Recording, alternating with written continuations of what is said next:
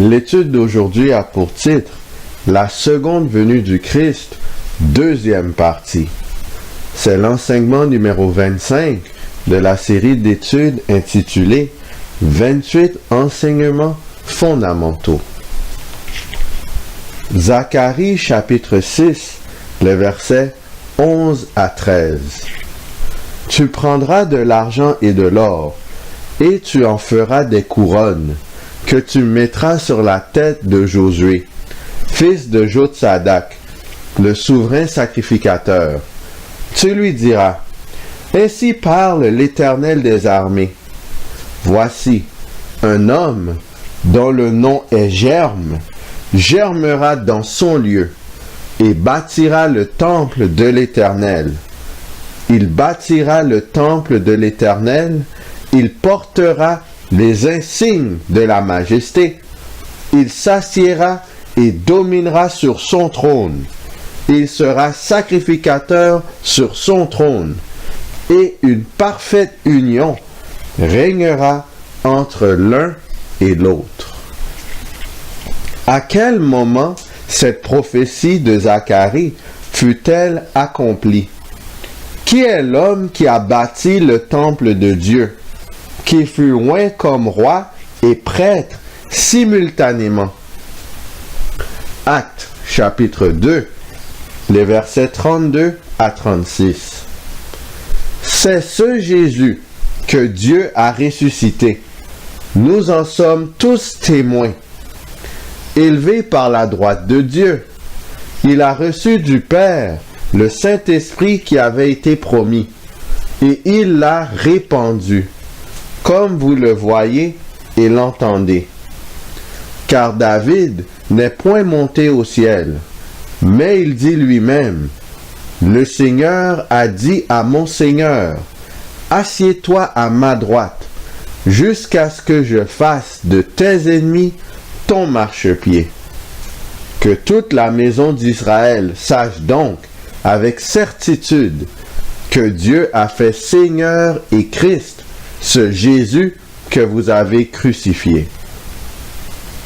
Après sa résurrection, Jésus fut emmené au ciel auprès de son Père, qui l'a oint du Saint-Esprit et couronné roi. Hébreux chapitre 8, les versets 1 et 2. Le point capital de ce qui vient d'être dit, c'est que nous avons un tel souverain sacrificateur qui s'est assis à la droite du trône de la majesté divine dans les cieux, comme ministre du sanctuaire et du véritable tabernacle, qui a été dressé par le Seigneur et non par un homme. En plus d'être roi, Jésus fut aussi oint en tant que souverain sacrificateur du sanctuaire céleste. Ce sanctuaire céleste est le vrai sanctuaire. Jésus, après sa résurrection et son ascension, s'est assis à la droite de son Père, dans le sanctuaire céleste. C'est donc au jour de la Pentecôte que Jésus-Christ fut oint du Saint-Esprit comme roi et prêtre du temple céleste. En effet, lorsque Jésus a reçu du Père le Saint-Esprit, il l'a répandu aux humains, spécialement à ses disciples. Il a bâti le temple de l'Éternel, dans le sens où il l'a rendu officiellement fonctionnel au jour de la Pentecôte. Il devait d'abord accomplir son ministère terrestre, à savoir mener une vie sans tache en tant qu'être humain et de mourir en sacrifice pour les péchés, avant de commencer son ministère céleste. C'est strictement en vertu du succès de son ministère terrestre qu'il put être couronné comme roi et prêtre dans le ciel. Ainsi, depuis l'an 31, au jour de la Pentecôte, Jésus est couronné comme roi de la terre. Quelle est la nature de ce royaume? Hébreux chapitre 4, les versets 15 et 16. Car nous n'avons pas un souverain sacrificateur qui ne puisse compatir à nos faiblesses. Au contraire, il a été tenté comme nous en toutes choses, sans commettre de péché. Approchons-nous donc avec assurance du trône de la grâce, afin d'obtenir miséricorde et de trouver grâce pour être secourus dans nos besoins. Il faut s'approcher du trône de la grâce afin d'obtenir la miséricorde, la grâce et le secours de Dieu. Matthieu chapitre 3, les versets 1 et 2. En ce temps-là, parut Jean-Baptiste, prêchant dans le désert de Judée. Il disait, « Repentez-vous, car le royaume des cieux est proche. » Matthieu chapitre 4, le verset 17. Dès ce moment, Jésus commença à prêcher et à dire, « Repentez-vous, car le royaume des cieux est proche. » Jean-Baptiste et Jésus-Christ ont tous les deux annoncé la proximité du royaume des cieux.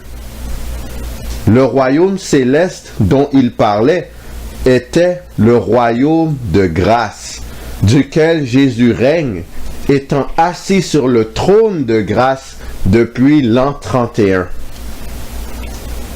Que fait Jésus-Christ en tant que roi et prêtre du royaume de grâce? Hébreux chapitre 8, le verset 1. Le point capital de ce qui vient d'être dit, c'est que nous avons un tel souverain sacrificateur qui s'est assis à la droite du trône de la majesté divine dans les cieux. On voit que Jésus s'est assis à la droite du trône du Père. Que représente le fait que Jésus est décrit comme étant assis à la droite de Dieu?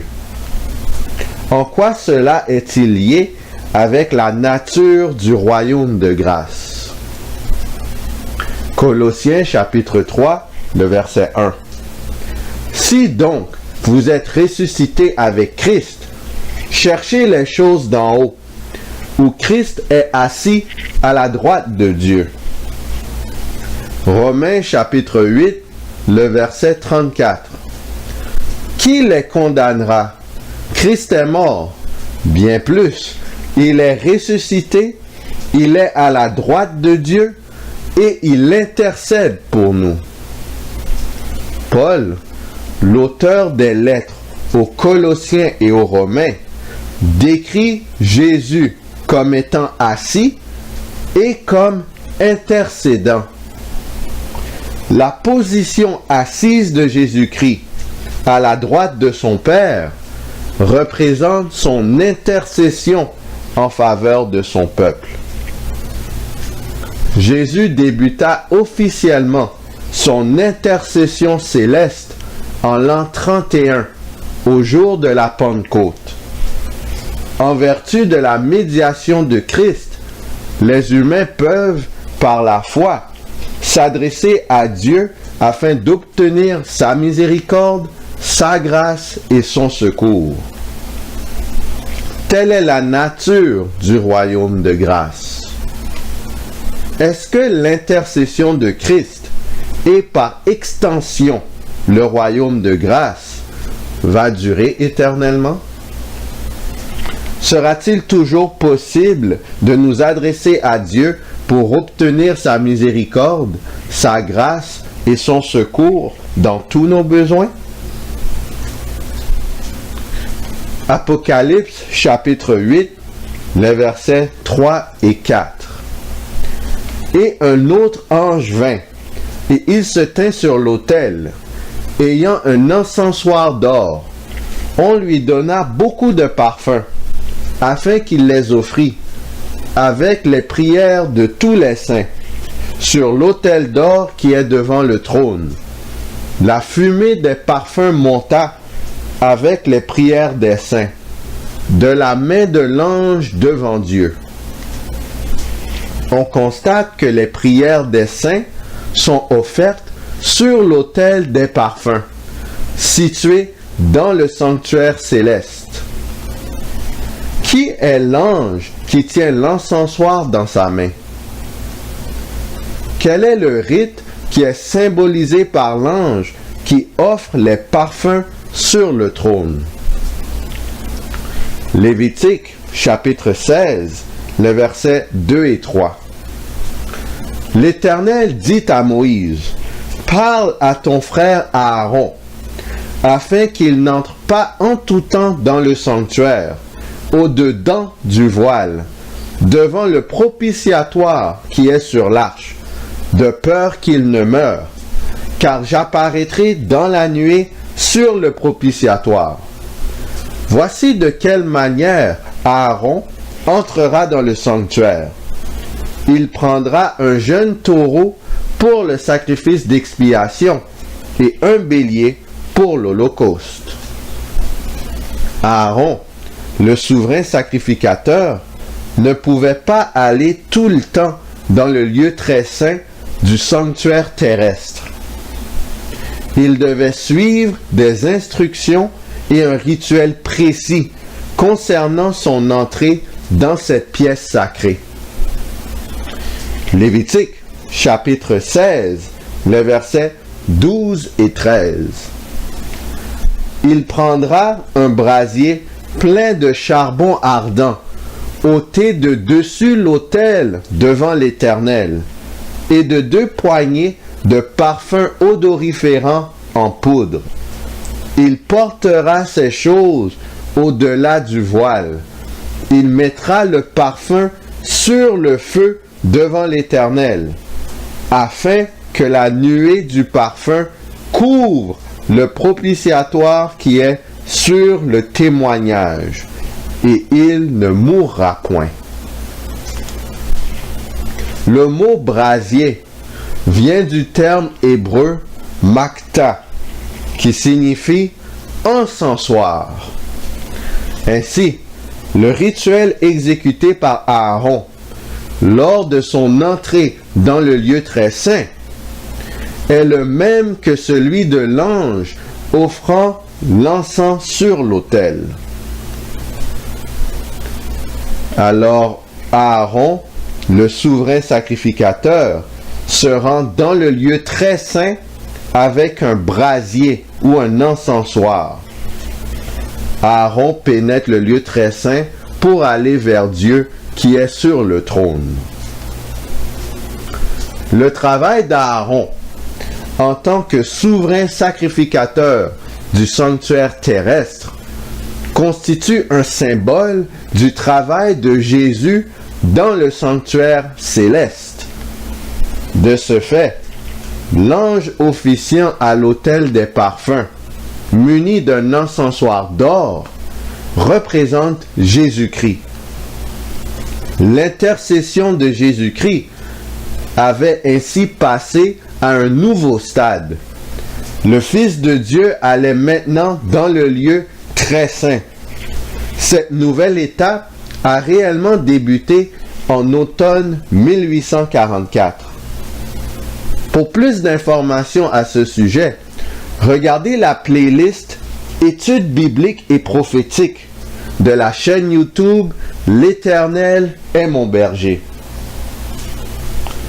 Alors en 1844, notre souverain sacrificateur, Jésus-Christ, s'est rendu dans le lieu très saint avec son propre sang. Jésus pénètre le lieu très saint pour aller vers son Père qui est sur le trône. Apocalypse chapitre 8, le verset 5. Et l'ange prit l'encensoir, le remplit du feu de l'autel, et le jeta sur la terre.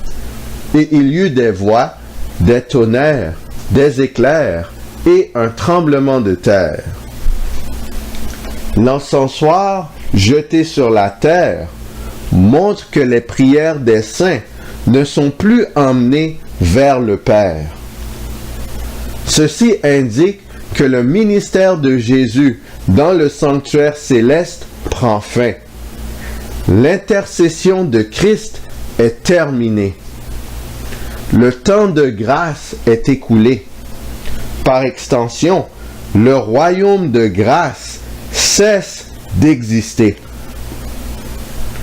Le moment exact de la fin du temps de grâce est inconnu par les êtres humains et les autres créatures de l'univers.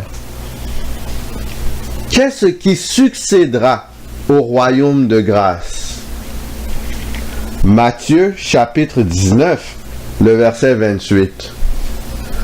Jésus leur répondit, « Je vous le dis en vérité, quand le Fils de l'homme, au renouvellement de toutes choses, sera assis sur le trône de sa gloire, vous qui m'avez suivi, vous serez de même assis sur 12 trônes, et vous jugerez les 12 tribus d'Israël. Et quiconque aura quitté, à cause de mon nom, ses frères, ou ses sœurs, ou son père, ou sa mère, ou sa femme, ou ses enfants, ou ses terres, ou ses maisons, recevra le centuple et héritera la vie éternelle. Le royaume qui succédera le royaume de grâce est le royaume de gloire. Quand sera-t-il établi et qu'arrivera-t-il? Matthieu chapitre 25, les versets 31 à 35. Lorsque le Fils de l'homme viendra dans sa gloire avec tous les anges, il s'assiera sur le trône de sa gloire. Toutes les nations seront assemblées devant lui. Il séparera les uns d'avec les autres, comme le berger sépare les brebis d'avec les boucs. Et il mettra les brebis à sa droite et les boucs à sa gauche. Alors le roi dira à ceux qui seront à sa droite, « Venez, vous qui êtes bénis de mon Père, prenez possession du royaume qui vous a été préparé dès la fondation du monde. Car j'ai eu faim, et vous m'avez donné à manger. J'ai eu soif, et vous m'avez donné à boire. J'étais étranger, et vous m'avez recueilli. » Matthieu chapitre 25, les versets 36 à 40. J'étais nu, et vous m'avez vêtu. J'étais malade, et vous m'avez visité.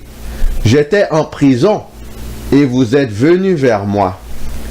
Les justes lui répondront, Seigneur, quand t'avons-nous vu avoir faim, et t'avons-nous donné à manger, ou avoir soif, et t'avons-nous donné à boire? Quand t'avons-nous vu étranger, et t'avons-nous recueilli, ou nu, et t'avons-nous vêtu?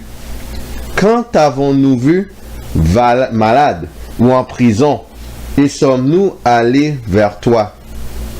Et le roi leur répondra, je vous le dis en vérité, toutes les fois que vous avez fait ces choses à l'un de ces plus petits de mes frères, c'est à moi que vous les avez faites.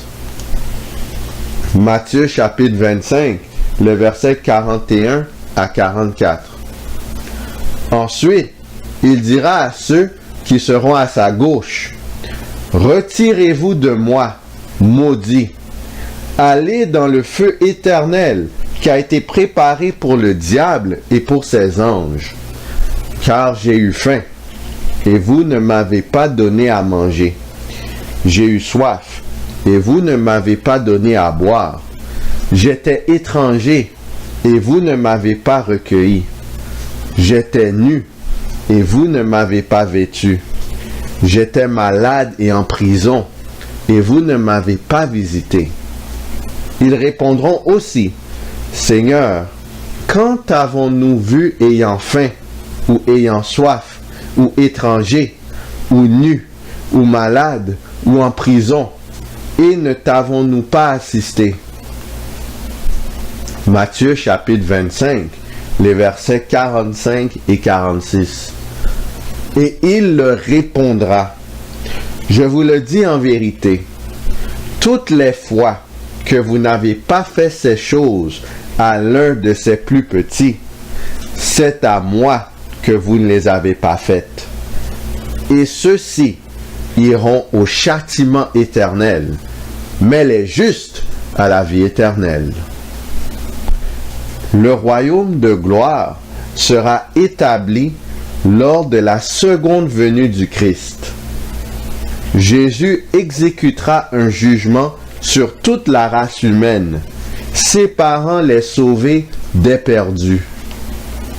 Une distinction majeure entre les deux groupes est l'attitude adoptée envers les personnes dans le besoin. De plus, pour avoir part au royaume de grâce, il faut être prêt à sacrifier toutes nos relations familiales ainsi que toutes nos propriétés. Le Seigneur nous promet de nous rendre 100 fois plus que ce que nous aurons abandonné en raison de notre appartenance à Jésus-Christ. En bout de ligne, nous aurons la vie éternelle, ce qui est une récompense infiniment plus grande que tout bien terrestre. Ainsi, durant ce temps de grâce qui nous reste, allons vers Jésus-Christ pour le pardon et la purification de nos péchés. Abandonnons-nous sans réserve à notre divin Sauveur. Sur ce, qui allons-nous choisir? Choisissons-nous d'être du camp des bénis, du camp de l'agneau? Allons-nous assister ceux qui sont dans le besoin? Sommes-nous prêts à tout abandonner pour Jésus-Christ et pour son royaume? Ou voulons-nous faire partie des boucs, des brebis, des maudits plutôt, des boucs, des maudits, qui font partie du camp du serpent, qui sont purement égoïstes et qui veulent tout garder pour eux-mêmes sans aider les autres? Choisissons le camp des rachetés. Utilisons à bon escient du temps de grâce pour veiller sur nos voies afin de faire la volonté du Seigneur, afin qu'il puisse dire « C'est bien, fidèle et serviteur. Entre dans la joie de ton Maître. » Que le Seigneur nous garde.